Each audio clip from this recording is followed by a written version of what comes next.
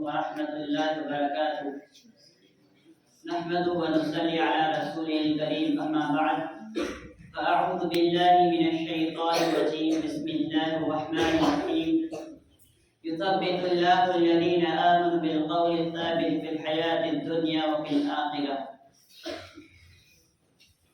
आदरणीय निर्णायकगण माननीय तमाम अध्यापकगण तथा मारा वाला साथी मित्रों आज હું તમારી સમક્ષ જે વિષય પર ચર્ચા કરવા ઉપસ્થિત થયો છું તે છે કબરનો સાથ।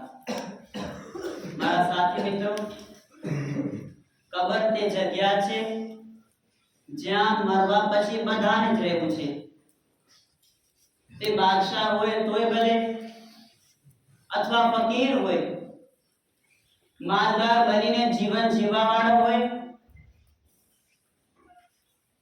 કે પછી તૂટી ફૂટી ઝૂંપડીઓમાં જિંદગી બસર કરવાવાળો હોય પણ બધાને છેલ્લે કબરની માટીમાં જ સૂવું પડશે। કબરની અંદર બધાના સારા અને ખરાબ કર્મોનો બદલો મળશે। કબર તેના માટે રોશન થઈ જશે અથવા કાળી રાત જેવી તંગ થઈ જશે જેમાં તેને અઝાબ થશે અથવા સારું પરિણામ મળશે।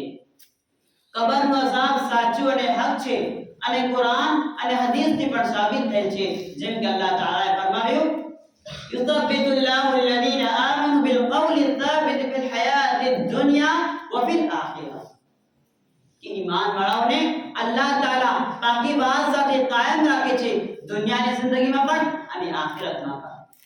મારા સાથીઓ સહી મુસ્લિમની અંદર બરા બિન આઝિબ રઝિયલ્લાહુ અન્હુ થી રિવાયત છે કે અલ્લાહના રસૂલે કહ્યું કે આયત કરીમા કબરના અઝાબ વિશે છે।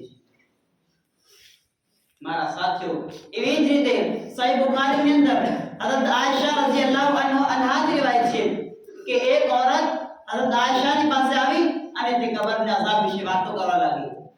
તેણે કહ્યું કે અલ્લાહ તાઆલા તને કબરના અઝાબથી મહફૂઝ રાખે જેના ઉપર હઝરત આયશા રઝિયલ્લાહુ અન્હાએ અલ્લાહના રસૂલથી કબરના અઝાબ વિશે સવાલ કર્યો તો આપ સલ્લલ્લાહુ અલૈહિ વસલ્લમ કહ્યું કે હા કબરનો અઝાબ સાચું અને હક છે। એના પછી હઝરત આયશા કહે છે કે હું અલ્લાહના રસૂલને જોતી કે તેઓ દરેક નમાઝમાં કબરના અઝાબથી પનાહ માંગતા હતા। એવી જ રીતે હઝરત અબ્દુલ્લાહ બિન અબ્બાસ રઝિયલ્લાહુ અન્હુ થી રિવાયત છે તેઓ કહે છે કે અલ્લાહના રસૂલ એક દિવસ મક્કા અથવા મદીનાના બગીચામાંથી ફરી રહ્યા હતા ત્યારે આપ સલ્લલ્લાહુ અલૈહિ વસલ્લમ બે માણસની ચીખ સાંભળી। આપ સલ્લલ્લાહુ અલૈહિ વસલ્લમે કહ્યું કે તેઓને કોઈ મોટા ગુનાહની સજા નથી મળી પરંતુ તેઓમાંથી એક પેશાબ કરતી વખતે પેશાબના છાંટાઓથી બચતું ન હતું અને બીજું ગીબત કરતો હતો। મારા સાથીઓ આ હદીસથી આપણને વાત જાણવા મળે છે કે કબરનો અઝાબ સાચો અને હક છે।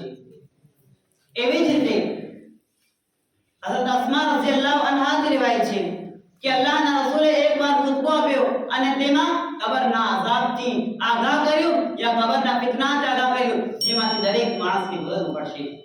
આ સામે બધા જ લોકો બોલવા લાગ્યા।